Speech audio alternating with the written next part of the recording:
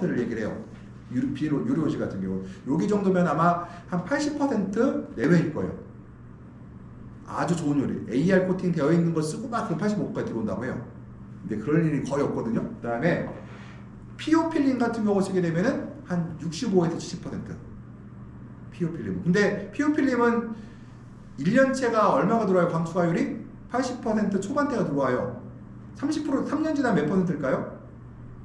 70%가 떨어져요. 3년 지나면 70% 초반대가 떨어져요. 예. 5년 정도 지나면은 우리가 보통 3년에 보통 우리가 PO 필름을 일본 애들이 설정한 거 보면은 3년 있다 교환하라고 돼 있거든. 3년 정도 얘기를 하는데 그 이유가 3년 지나면은 보통 그 70 갑자기 제가 그래프가 있는데 1차년도에 84, 5% 되다가 2차년도에 82, 3% 되다가 3차년도 되면은 80% 초반까지 왔다가 갑자기 4차년 들어가면은 75% 떨어져요. 이렇게 수직 하강이 버려요. 그래서 그러고 버텨요. 이렇게 5년까지 가면은 이제 더 떨어져. PO 필름 비닐 말씀. 네, 네, 네. 그러니까 유리가 70%, 75% 말씀하시죠. 아 유리는 광투화율 93%. 아, 네. 피복제가 그렇다. 피복제. 유리로 하면은 90%에서 95% 정도.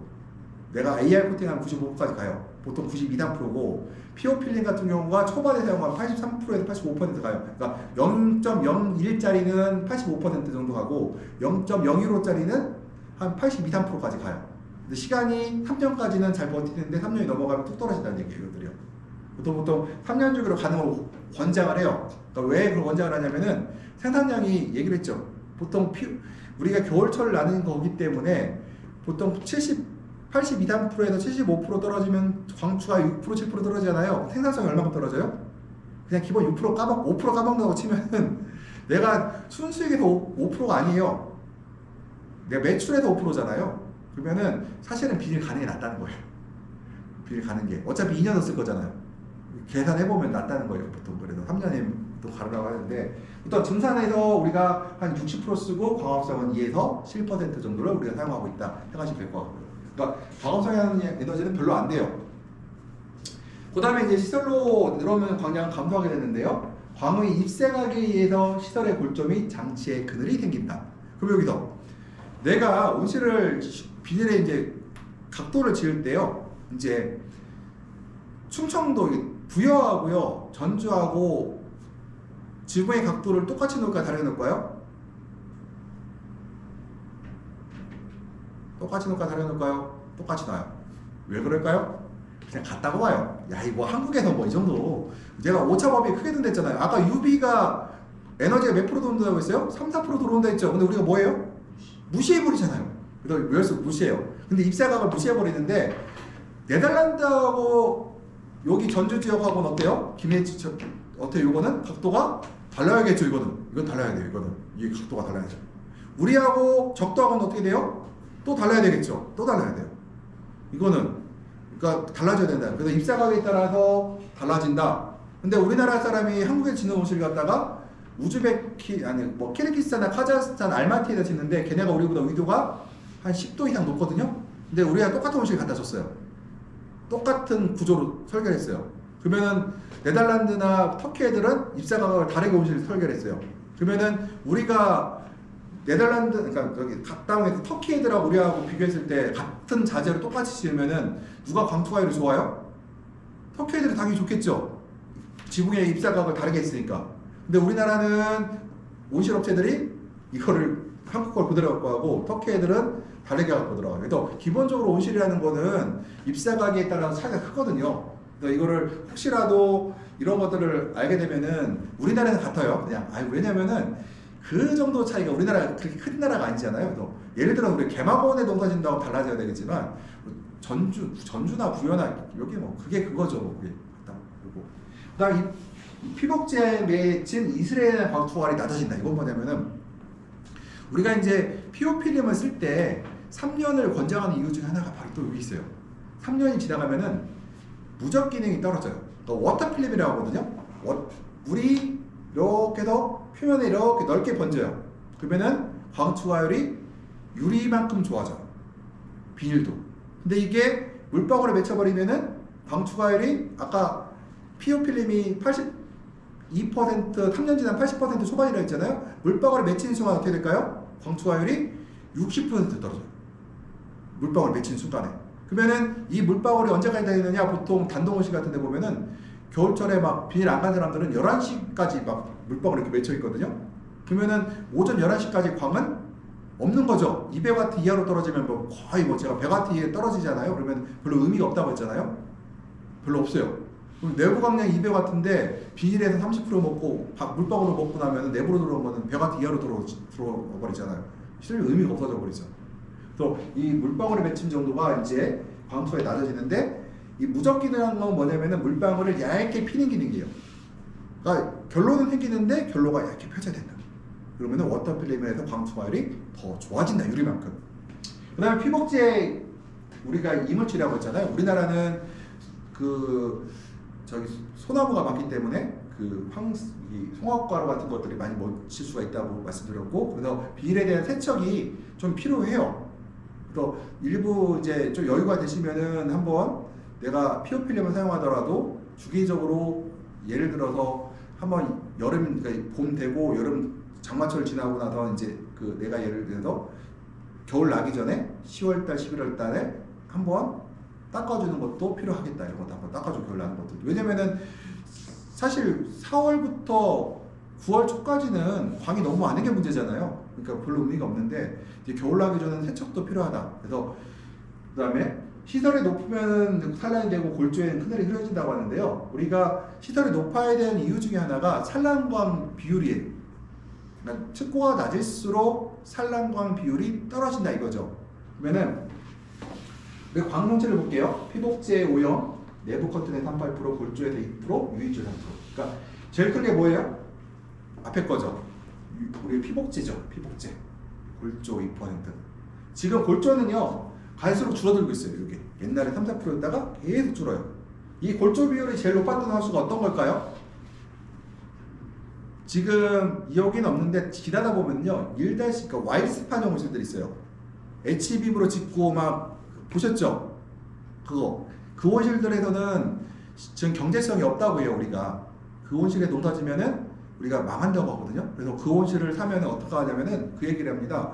그 와이스판형 유리 온실 같은 경우는 우리가 딱 그 온실을 구입할 때 땅값에서 온실을 부시는 비용을 빼면은 그게 땅값이라고 해요.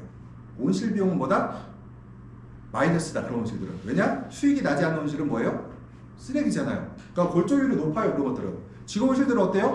굉장히 얇죠. 그래서 옛날에 그 와일드판형 온실이 이제 국내에서 이제 모방해서 만들었는데 아마 농촌공사에서 설계를 했을 거예요. 그때 그 뒤로는 그 와일드판형 온실 지은 사람들이 많이 망했어요. 거의 다 망했어요 지금. 그 다음에 그 당시 벨로로 졌던 사람들은 살아남아서 뭐 하고 있어요? 화성21, 뭐 저기 아트파 사장님들이 그때 지으셔갖고 성공했고 지금 많이 크고 있죠. 그 다음에 유인줄도 보세요. 이게 3%예요. 얘도 3%. 이거 만만치 않아요. 유인줄을 내가 2mm 와이어를 쓰다가 1mm 와이어로 바꿨어요. 그럼 어떻게 될까요? 왜 줄죠? 그러니까 광 1% 뭐라고 했어요? 내가 100톤 땄는데 와이어만 바꿔도 1톤을 더 딸 수 있다는 얘기예요. 그러면 이거 순수익에서 따지면은 2배, 3배가 더 번다는 얘기죠. 그래서 우리가 우리 같이 이제 실제로 온실을 운영하는 사람들은 이 와이어 줄 갖고도 굉장히 우리가 뭐예요? 신경을 많이 쓰고 있잖아요. 그거 굉장히 중요한 건데 우리가 이제 위에다가 이 와이어 줄 갖고 이러고 있는데 보온 가격을 이렇게 올려놓으신 분들 어때요? 반성하셔야겠죠. 이런 거 올려놓고서는 이거 올리면 어떻게 돼요? 광투가율이 갑자기 5%, 7% 갑자기 줄어버리는데 이게 참 이거 와이어도 우리가 그래도 와이어도 어떻게 해요? 좀 더 가는 걸 쓰려고 계속 노력을 하고 있다. 가는 걸 쓰면 장점이 또 있어요. 어떤 장점이 있을까요? 작업의 능률이 올라요. 이게 가는 게 두꺼운 것보다 훨씬 작업하기 편해요. 뭐 미세한 차이지만 그래도 아무튼 우리가 쉽다는 거예요. 그다음 우리가 그 자연수가 높은 피복제 뭐 이쪽에 있고요. 뭐 PVC나 F 여기 뭐 동서동이나 남북동에 비해서 동서동이 남북동에 비해서 투광 광량이 많고 양자간의 비율이 적을수록 뭐 이렇게 얘기하고 있는데요. 이게 중요한 게 동서동과 남북동 얘기가 이제 나와요. 동서동과 남북동 얘기가 나오는데 이게 동서동이 남북동에 비해서 투광 광량이 많은 건 사실이에요. 사실이었고, 그 다음에 구조재의 비율이 높을수록, 그러니까 얘기 말하는 골조가 많을수록 뭐 광속이 안 좋아지는 건 사실이고요. 그 다음에 낮을수록 커지며 직사광량의 비율이 높게 맑은 날이 긴 날이 크다 하는데요. 연동의 경우 동서동이 남북동보다 그림자가 심하게 나타나서 광부포의 균일성이 크다 이게 됐잖아요. 그래서 연동 같은 경우는 동서동보다 남북동으로 짓잖아요. 그 단동은 우리가 동서동으로 지으라고 하죠. 여기서 주의점. 우리나라에서 순수한 단동이 있을까에 대한 생각을 해볼 필요가 있어요. 단동이 있어요? 단동이라는 건 뭐예요? 개념 자체가 주변의 간섭을 받지 않는 것을 우리가 단동이라고 해요. 근데 내가 단동을 딱 200평짜리 하나 농사 짓고 놓을 수도 있죠. 오케이, 그건 동서동으로 쳐요. 오케이. 근데 내가 단동을 10동을 짓는데 공단 간격을 3m를 띄었어. 3m. 넓게 띄운 거예요. 간섭 받아요, 안 받아요? 받죠? 받아요. 근데 4m 더 받는데 3m를 띄었어. 어떻게 해요? 더 많이 받죠. 그러니까 우리가 개념을 생각할 때, 그러니까 농사를 짓는 사람의 개념에서, 우리가 온실을 운영하는 사람의 개념에서 봤을 때 동서동이라는 거는 없다고 봐야 돼요. 그러니까 흔히 말해 단동온실이라는 건 없다고 봐야 돼요. 그러니까 구조적으로 단동일 뿐이지 우리가 전체적 맥락을 보게 되면은 옆에 온실의 간섭을 받는 연동온실이라는 거죠, 이것들이요. 여기 또 하나 가지고 있어요. 동서동과 남북동의 차이점에서 동서동이 남북동에 비해서 단점이 또 하나가 있는데, 광도 있지만 간섭받는 것도 있지만 또 하나가 있는 게 바로 온도 편차예요. 그러니까 동쪽과 우리가 온실의 길이를 100m로 했을 때 동쪽 벽과 서쪽 벽의 온도 편차가 더 커져요. 길게 놓으면. 그러니까 남북동에 비해서 동서 온실이 편차가 크다. 우리가 온실을 우정을 할 때 광만 갖고 얘기하는 게 뭐예요? 광도 중요하지 뭐가 중요하다고 했어요?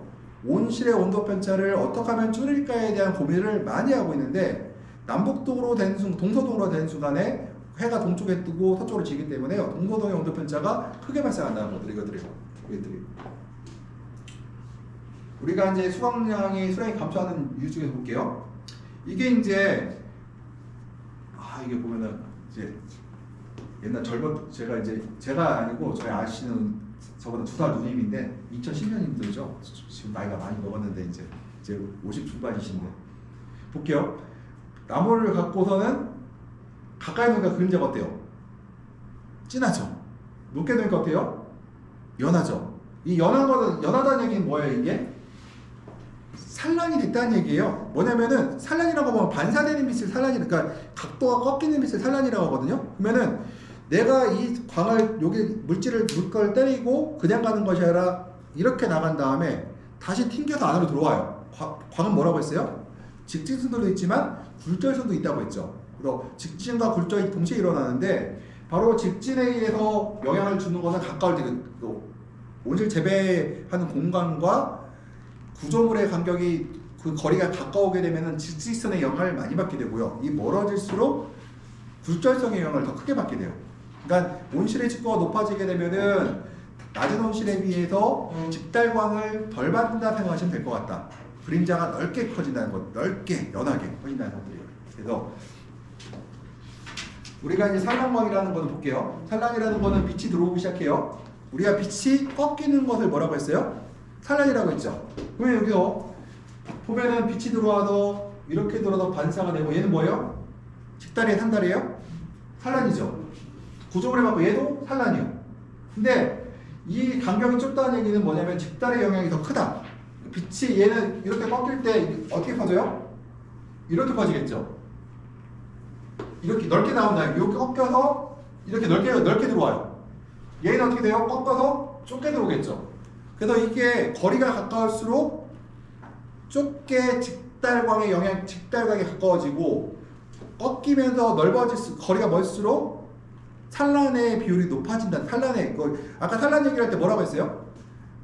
두 가지를 했죠. 아까 F스캐터는 뭐라고 했어요? F스캐터는 직달 광에 꺾이는 비율도 중요하지만 각도가 더 큰 영향을 준다고 했잖아요. 각도가 더 큰 것이 바로 직구가 높을수록 더 크다는 거예요. 이것들이요. 그래서 우리가 지붕이 높을수록 온실 내부의 그림자는 얇고 더 커진다. 얇고 커진다는 얘기는 그만큼 산란이 더 된다는 얘기들이에요. 그래서 실질적으로 광 효율이 누가 좋아요? 얘가 좋아요? 얘가 좋아요? 얘가 좋죠. 그 다음에 또 얘가 식물의 스트레스를 적게 받겠죠. 그리고 얘가 식물에 어디까지 광이 들어와요? 아래쪽까지 광이 더 들어올 확률이 높겠죠. 그러니까 환경적으로 얘가 더 뛰어나다는 얘기예요. 그러니까 우리가 칩고가 높으면 생산성이 올라간다. 왜 올라간다? 첫 번째, 재배 공간이 올라가죠. 얘가 유인의 높이가 높아지기 때문에 작물을 이파리를 칩고가 6m짜리 온실 같은 건 12월 달에도 10장에서 11장을 유지할 수 있는 반면에 칩고가 3m짜리는 8장밖에 못 갖고 와요. 그만큼 내림재배를 하기 때문에 또 두 번째 뭐예요? 광의 질이 칩고가 높아질수록 어때요? 더 좋아지죠. 그리고 기후도 온화해지고요. 아래쪽까지 광을 공급할 여력이 칩고가 높을수록 같은 상태에서도 높다는 얘기예요. 이것들이. 그래서 우리가 겨울철에 이제 수확량을 높이는 방법 보게 되면은 제식 밀도를 낮추면 당연히 이제 그늘이 적어지겠고요. 시설 표면에 이제 이슬을 없애면 되겠죠. 이슬에 그러니까 이 이슬이 생긴다, 그러니까 결로가 생기는 건 좋은 거예요, 나쁜 거예요? 좋기도 하고 나쁘기도 하죠. 우리가 하우스 온실의 문을 닫고 있는 시기에는 온실 내부의 습도를 조절할 때 구조물의 결로를 이용해서 조절을 하는데 이 구조물의 결로가 아침에 일출과 동시에 어떻게 돼야 돼요? 없어져야 되겠죠. 없어져야 돼요. 이거 구조물의 결로가 없어지거나 있더라도 얇게 퍼져야 돼요. 그러면은 시설표면에 이슬을 없앤다는 얘기는 뭘까요? 어떻게 하면 될까요? 유리는 잘 없어져요. 내가 플라스틱 필름을 사용할 경우 어떻게 해야 돼요? 교체할 수밖에 없어요. 교체를 해야 돼요. 그 다음에 교체를 하고 또 하나 뭐 해야 될까요? 교체만 하는 게 아니라 이 이슬이라는 거는 굴곡이 그러니까 넓게 퍼져 있어요. 이렇게 이게 예를 들어 0.015, 0.015, 0.015 해서 이렇게 퍼져 있는 데서는 어떻게 될까요? 물방울이 넓게 번져요. 반면에 0.015, 0.17 됐단 말이에요. 그러면 어디에 물방울이 보일까요? 0.17에 보이겠죠. 생기겠죠. 그러니까 내가 피복제가 훨씬 더 평평할수록 굴곡이 없을수록 어때요? 결로가 안 생기겠죠. 그래서 일반적으로 일산이 피오필린이 물방울 더 생기는 이유 중에 하나가 아무래도 그 이유가 커요. 그러니까 비닐에 굴곡이 생기는 것들. 그 다음 또 하나. 내가 필름을 씌우는데 내가 교체를 해야 돼요. 따뜻한 날 씌우는 게 좋을까요? 추운 날 씌우는 게 좋을까요? 따뜻한 날. 그래야 굴곡이 없어요. 추울수록 어떻게 해요? 플라스틱이 이게 수축성이 떨어지죠. 그래갖고 추운 날 씌울수록 이 굴곡이 더 많이 생겨요. 물방울이 더 많이 생길 확률이 높아요. 그래서 이걸 여유를 갖고 보통 따뜻한 시기에 비닐을 교체하는 게 좋아요. 교체할 때는. 일단 뭐 이제 그다음 업체 수준이겠죠. 업체가 좋은 사람이면 잘 치울 테고 업체가 제대로 못한 사람이면 그럴 거고. 여기서 그러면 뽁뽁이는 어떨까요? 그러면 뽁뽁이라든가 이 굴곡이 있는 것들. 아까 산란 기능이 있다는 것들 어때요? 물방울이 많이 맺히겠죠. 그러니까 아까 말씀드렸던 지중해 연안 지역은 어때요? 거기는 건조한 지역이에요? 습한 지역이에요? 굉장히 건조하고 그런 지역이니까 결로가 생겨야 안 생겨요? 안 생기니까 어때요? 그런 상광 필름을 씌워도 어때요? 문제가 없겠죠. 근데 우리나라에서 겨울 나는 사람들이 상광 필름을 씌워버려요. 그럼 어떻게 돼요? 물방울이 그냥 비처럼 쏟아지겠죠. 이렇게요. 그래서 이 비닐의 굴곡과도 관련이 있다. 그래서 그 다음에 우리가 보온 커튼을 일치와 동시에 열어주고 잘 말아줘. 이건 뭐 될까요? 보온 커튼을 좀 잘 열어주라는 얘기고 일치와 동시에 열어주는데 우리가 보온 커튼이라는 거는 두 가지가 있잖아요. 상광 스크린 있고 차광 스크린 있잖아요. 차광 스크린은 우리가 뭐 해야 돼요? 좀 일찍 열고 보온 스크린은 천천히 열죠. 밑에 거를. 이렇게 해야 되고 이 의도만 보온 스크린이라는 거는 위에 걸 말해요. 알루미늄 스크린을 좀 될 수 있으면 좀 빨리 열어주자. 근데 그렇게 하면 어떻게 돼요? 투명한 게 아래쪽에 있어야 빨리 열어요. 투명한 게 위쪽에 있으면은 천천히 열 수밖에 없어요. 왜냐면은 이 차광 스크린과 투명한 스크린 사이의 공기의 온도가 올라가야 열 수 있거든요. 그 다음에 노화잎을 제거하고 그늘을 완전히 제거하고 그랬잖아요. 제가 이 저격을 하는 기준점이 뭐라고 했어요? 토마토와 오이에도요? 얘기했었죠. 첫 번째 아랫잎 딴다. 아랫잎을 딴다는 거 뭐예요? 노아잎이라는 뜻이고요. 그 다음에 그늘, 햇빛을 못 보는 이파리의 뜻이에요. 그 다음에 어린 잎, 젊은 잎이라도 따는 게 또 있었죠. 겹친 이파리 딴다. 겹친 이파리